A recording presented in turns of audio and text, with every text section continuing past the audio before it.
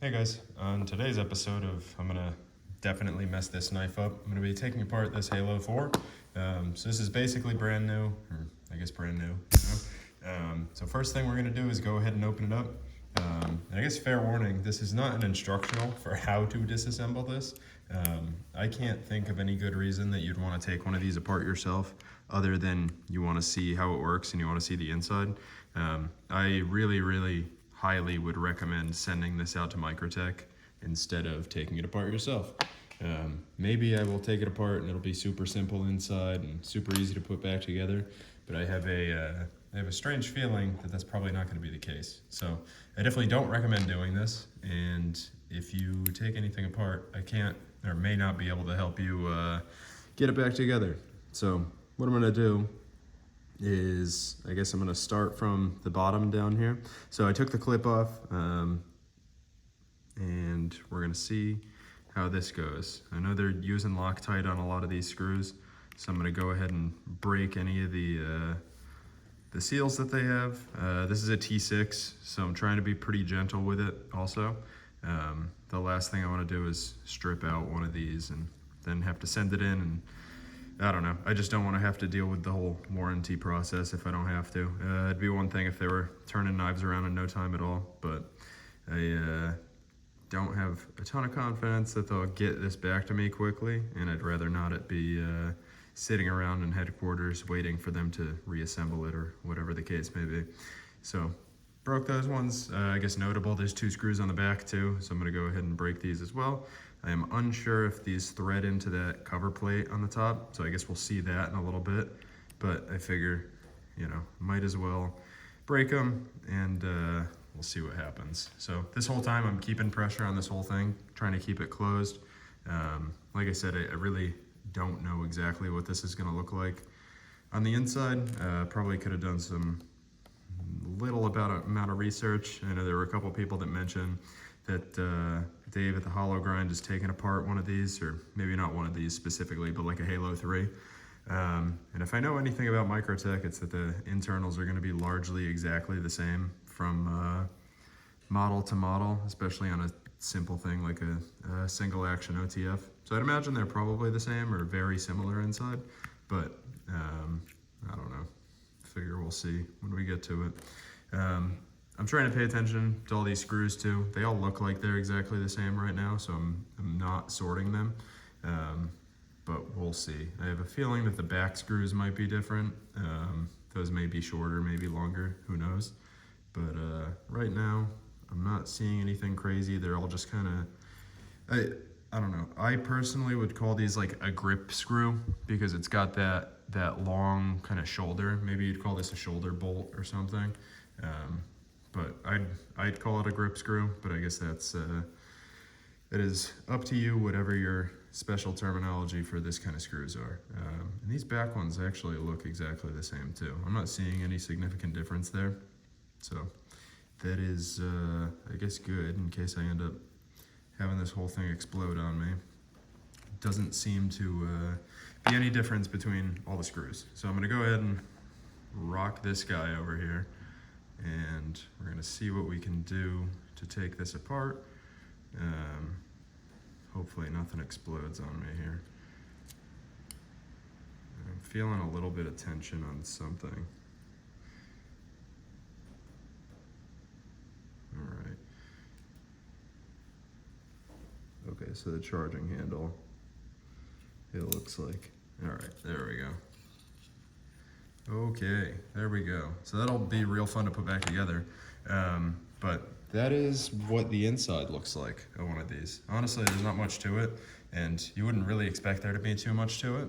But you've got your button here, which I will try and rock out. So maybe I'll reverse engineer this guy while while I've got this guy open. But not really much to these, and I don't know if I want to sell the buttons for it, honestly, because I don't want to deal with the whatever number of complaints that there are going to be for the assembly and disassembly. It's not exactly like this is as straightforward to do as an Ultratech, where you take it apart and you drop it back on. So if you look at this part, it's just a little spring cap, which is kind of interesting. So the spring sits inside here. So I definitely didn't expect that. I kind of expected it to be more like this guy, where it's got the pin on the inside. Although that looks like it's floating too. Interesting. So that's kind of neat. This is like a little bullet case thing. So this spring sits over the top and then actually physically compresses onto there. So that's pretty interesting. I can't speak exactly design-wise exactly what everything is doing. I mean, I have a general idea, but I'm curious why two separate pieces here, you know? Well, I guess that would be pretty tough to manufacture, that little guy, and keep everything tight. So, I don't know, just seems kind of weird. More of an alignment pin than anything, it looks like. So you have your ends here and here, and then you have the alignment pin in between, so that's pretty interesting. This top piece, there's not really a whole lot going on here. There's a really thin kind of slot, although I guess it's not really thin. If you look at that little ledge that sticks off, that slides into here. So there's nothing magical going on with that. So I guess that's a plus.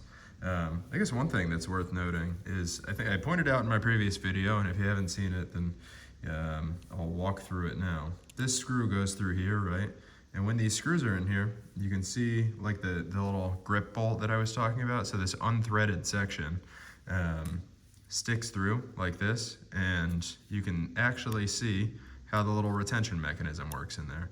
So it just deforms this little clip guy just enough that it slips past that screw, and then it holds this in place. So I know I mentioned in the previous video, but I'll say it again here. There was some wobble here, so you can see a little gap in between, and you can see it here. Now, granted, the knife is disassembled, and I only have one of these in, and it's not even all the way in, so I can't really talk too poorly of it, but there was some wobble there. So I mean, I would like to see them do a little something to fix that, but I guess in the real world, that's really not too much of an issue.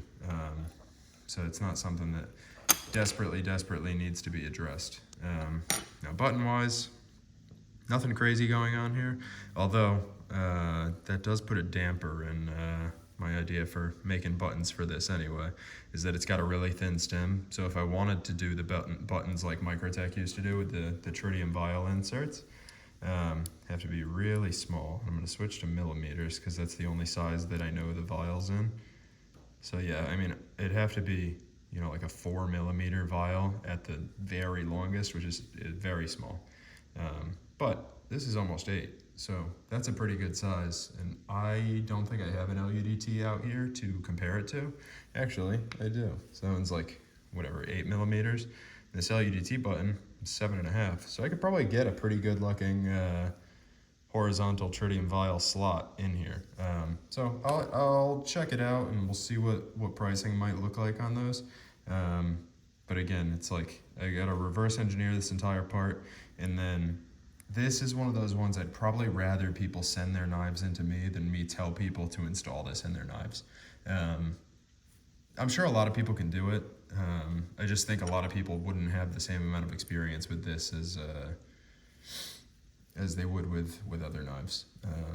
So I'm gonna go ahead and mess around with this a little more. So this is pretty interesting. You got like a dual stop pin track here, which is kind of cool. I'm curious what the whole point is behind that, because you can see this one down on bottom, it, like, you know, effectively it's not doing anything on the bottom, but I guess you don't need it to, because all you're trying to do is have your button lock in place. So it's just pushing up into the little tang there in the blade, the little hollow section, to lock it, and then when you press it, the button's fire, or the blade is firing out. So this whole guy is sliding out into the lock position, and then this taper on the bottom of the button is going to lock everything in place. So as far as the double stop pin, I don't really have any great ideas for why that may be necessary. I could see the one, right? But the second one, I'm not following. Maybe it disperses the force a little bit, fail-safe sort of deal. But there's almost no chance that they're both hitting at the same time. And by almost no chance, I mean like the metal would have to deform on one or the other, even if it's a few 100,000ths of an inch or something.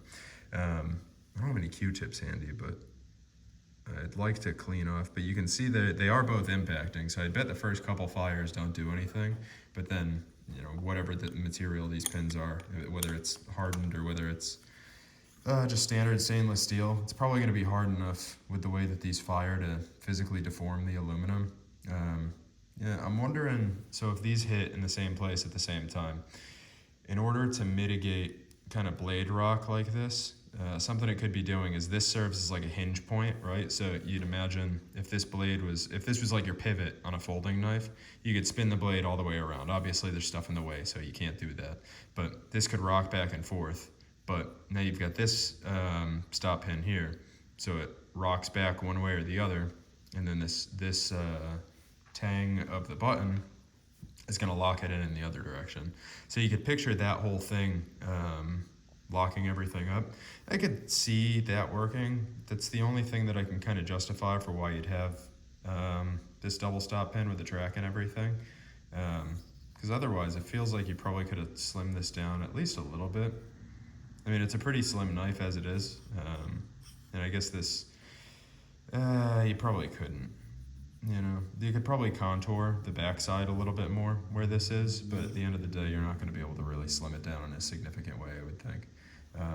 But I think that's all I've got specifically for like the breakdown. I don't really feel like taking this piece out. I don't feel like that's a particularly interesting piece. I think it's cool, and I like that it's all one piece and just the little tiny slots drilled in it, but I don't really see any value in me taking that apart right now. Mostly I wanted to see what the internals of this look like and how it goes apart and back together.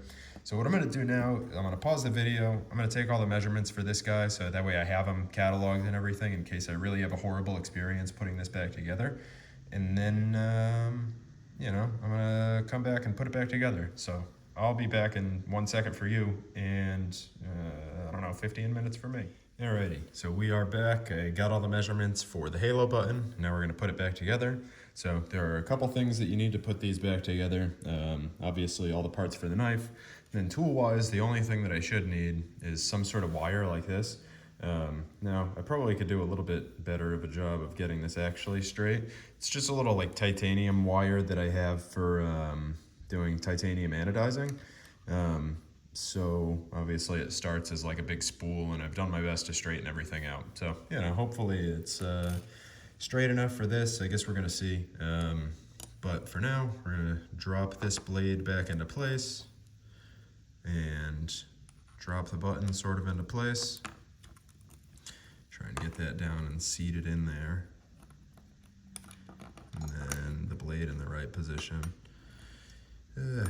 Knock the stop pin out too.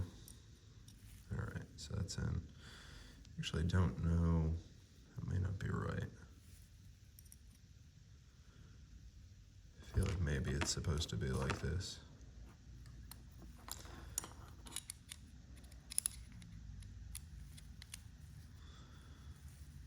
Let me see. Yeah, that feels like it's probably right.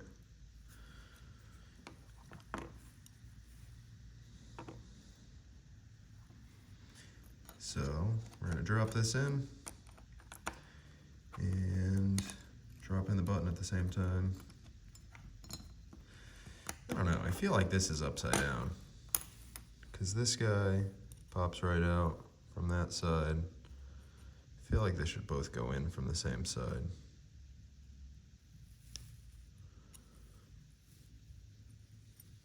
Let's see, if I put this in like that, that might make more sense to me.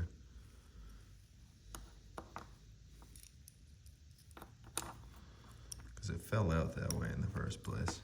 So, all right, so we've got that in place. Now basically what I gotta do is put this whole spring assembly together. So we have the couple parts that make this whole thing up. You have the cap on one end, you have the little bullet guy that goes in the middle, and then you have the cap on the other end. So this whole thing we're gonna impale with this, this rod and make sure that we're inside the spring the entire way. And there's a hole in the end down here. So we're gonna try and make sure that we were in there, which we are not. So we're gonna look at that, and that is good. And then the inside of the blade is kind of like a, it's not a spherical cutout, cylindrical cutout. That's the word I'm looking for. So this will kind of index into place. So I can't actually lift this out, which is what we want. That's good. So got that. And then we're gonna compress this, this spring along the guide rod, or I'm calling it a guide rod. It's not really, but I guess it technically kind of might qualify as a guide rod of sorts. Got that in there. Now we're just gonna drop the top on here and hope for the best. Try and make sure everything's aligned pretty well, and hope that we get everything all good. So we got it on one side. That looks pretty well compressed, and I think we've got it all on the track. So we're just gonna go ahead and pull the spring out, a little bit by bit action, and squeeze shut. So it actually feels like I've got it. We're gonna drop these two screws in this side, which is good. And we're just gonna go ahead and tighten those. And I'll probably throw one in the top side just for good measure. And I know I say it in every video, like beating a dead horse here, but you wanna make sure you're not over tightening these screws. It's super important. Because if you over tighten those, you're gonna strip out the aluminum body. And then you gotta like figure out how to put a helicoil or how to tap a bigger size and use different like custom screws, or like you don't want to deal with that. So if you can avoid it, try to avoid it. We're gonna put this guy in here too, so same thing. Now I'm sure you can do this with like just one or two screws in there and hope for the best, but I figure it's probably best to have a bunch in. So now this should be enough after we get this guy in, so should be pretty good. Now that feels decent. It feels like we're actually able to pull it back, but we're getting some grinding action here, which I don't love. So something's going on. Let's see if I can figure out what this is.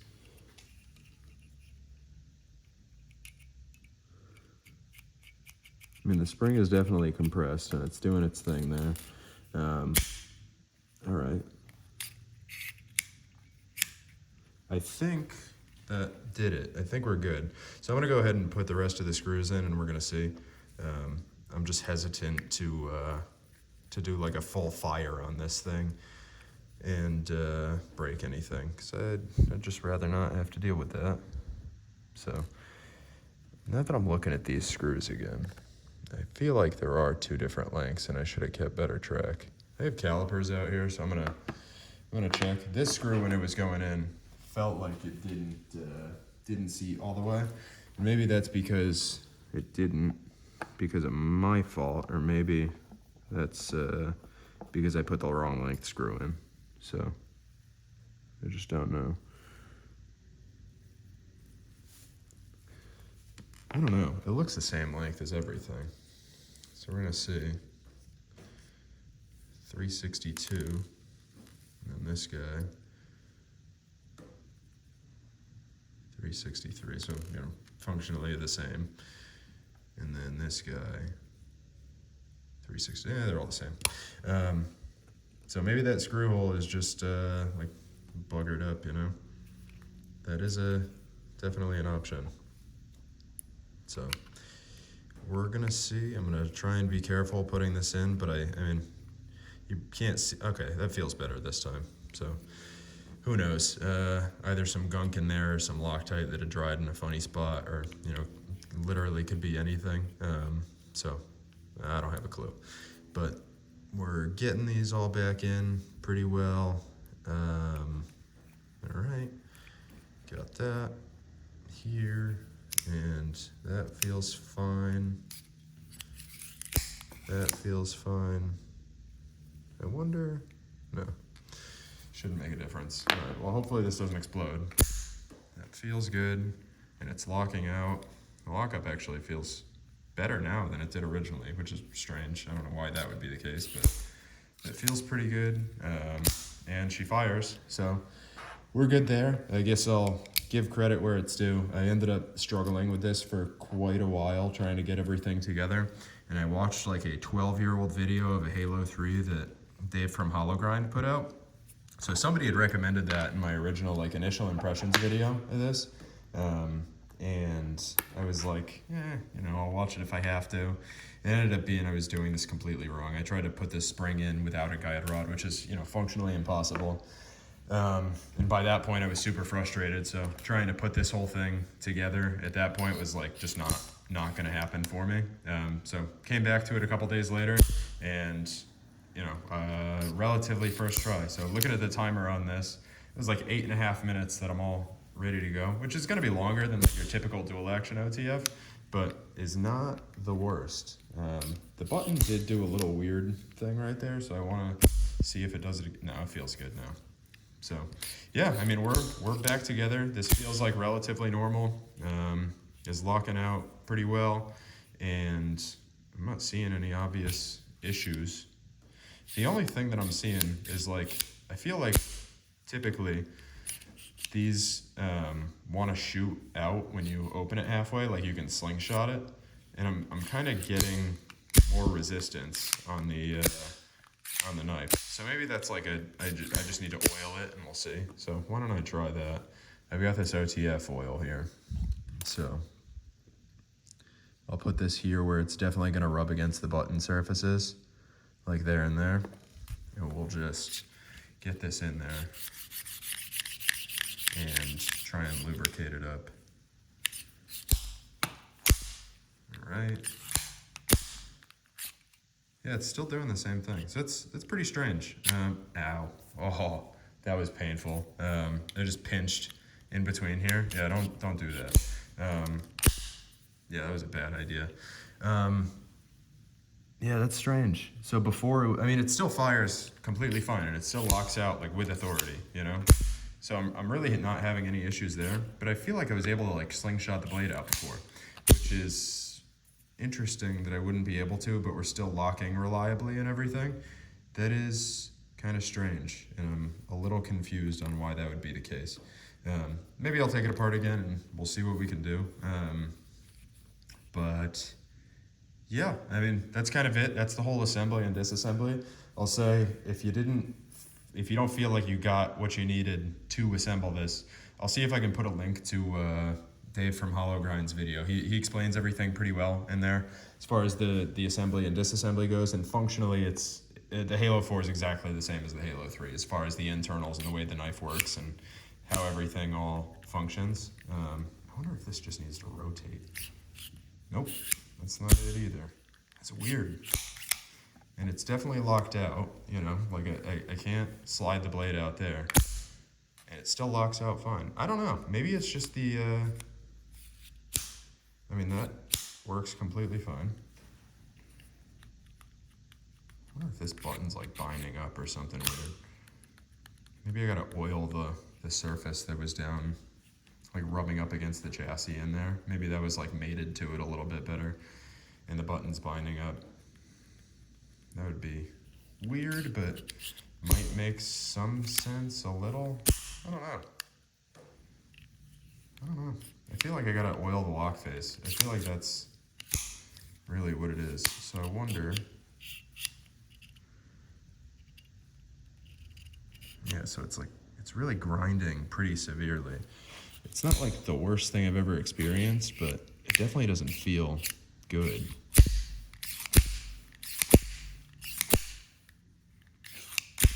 Yeah, I don't know. It's pretty strange. Maybe it's one of those things like it'll break in over time. Right now it doesn't feel so hot. So maybe I just gotta break it down again and see. If I do figure out like I did something wrong, or there's something like junk or garbage that I got inside the knife on the assembly and disassembly, then that could definitely be it. So I'll check that out. But yeah, I feel some like nasty grinding when I'm pulling it back, which is less than great. But again, that's probably a me problem, and I'll break it down again at some point and try and figure that out. But that's the whole assembly and disassembly. So if you have any questions for me about it, I mean, you're welcome to ask me. There's probably a more coherent and a better video explaining this from Dave at the Hollow Grind, like I said. So I'll try and put that in the description. So if you're looking for more of a direct instructional thing for how to do this, then he's probably a much better person to watch his video and see. But again, if you got any questions, I'm happy to try and help. And thanks for watching, and have a good one. All right, quick bonus section at the end. I already said my goodbye and everything, but I've got the Halo 6 here and the Halo 4. So I was mentioning that I've got the thing where I can pull the charging handle out a certain amount and it'll kind of stick there, and that was bothering me. So I grabbed the Halo 6, and I've got the exact same thing. So it's I can deploy it and let it go, and it'll just kind of freeze frame in place. So this is the same thing where I can slingshot it like this, which makes perfect sense. But yeah, I just, I don't know, must have been misremembering. So that's that. Everything is well. I'm pretty sure this is functioning just fine. I now have like oiled the crap out of the charging handle and the lock face and everything just to make sure it's all working good. But everything's good. Everything's fine. It didn't break anything. So I got that going for me. So now, goodbye for real. Thanks for watching.